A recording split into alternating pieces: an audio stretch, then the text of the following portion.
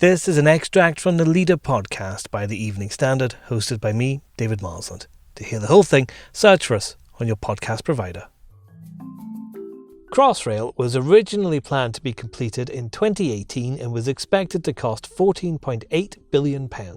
But since construction began in 2009, there have been a series of delays. Now coronavirus is being blamed for the latest one.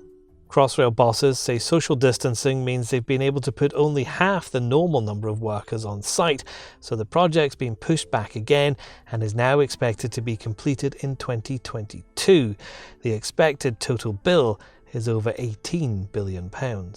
If our editorial column could shake its head, it would.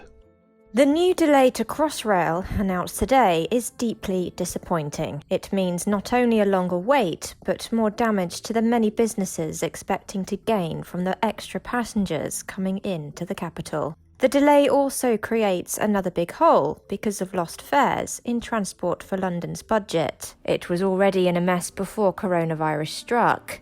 City Hall says it's had to up the bailout it's requesting from the government by another £1.1 billion. The cash must, of course, be found, despite the understandable resentment it might cause in other less well-funded regions. That's because London's economic success is vital for our national prosperity, and Crossrail will be a critical part of delivering that. But the Mayor and TfL must not let Londoners down any further, because any additional delay will be intolerable.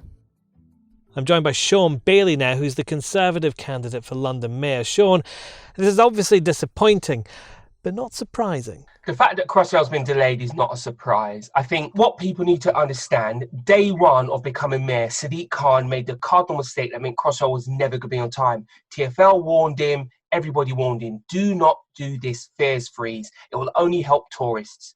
And the result of doing a fares freeze, it cost £640 million.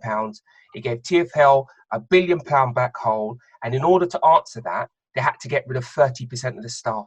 The very staff that TfL needed, the very staff that London needed to deliver Crossrail. How then do we fix it? I know it's a massive question, Shaun, but how do you get Crossrail back on time? Can you get Crossrail back on time? Crossrail is a whole mayoral term behind schedule and a whole £5 billion lost. So the idea of getting it back on time, not going to happen.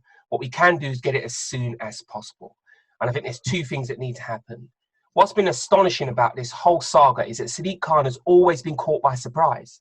The first time it didn't happen, he claimed he didn't know. So what needs to happen? You need to have a mayor who scrutinises the people who run Crossrail.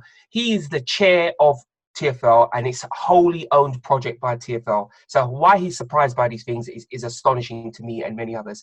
Crossrail has over 500 staff who get paid over £100,000. What are they doing? It's his job to hold the TfL to account on our behalf. So that's the first thing. In me, I'd be saying, okay, you've got this job. I want to see that you're doing it properly to deliver Crossrail. I understand that they're doing it in difficult circumstances because he messed up the finances and the staff have had to really dig deep and he got rid of 30% of the staff as well. But the second piece is to say to the new commissioner, you're on blast here. You deliver this, you're a hero. You don't, you're looking for a new job. That's the key thing. And the third piece is that you get them the resources to deliver the project. Give them the environment to make sure that they can deliver and that there's no excuse for them to deliver. Because right now, Crossrail staff and TfL staff could rightly say, we weren't given the tool to deliver by the mayor, so it's been tough for us. The costs are going up, delays are going on. Do we need to continue with the Crossrail project, Shaun? Crossrail is more important now than it's ever been. I know for many people who live outside London, it can be very boring to hear that London is the centre of the UK economy, but it's a fact. And what makes London one of the most important parts of that puzzle is the ability to move around. And since we've had the COVID lockdown, many people are staying away from London because they're afraid of COVID. So adding 10% to our travel capacity on a tube will be massive for helping London get back moving, save all the London businesses, save employment, and two, getting the economy going because people will be able to move around more easily, not to mention the environmental impact it will have as well. So absolutely, Crossrail is more important now than it's ever been.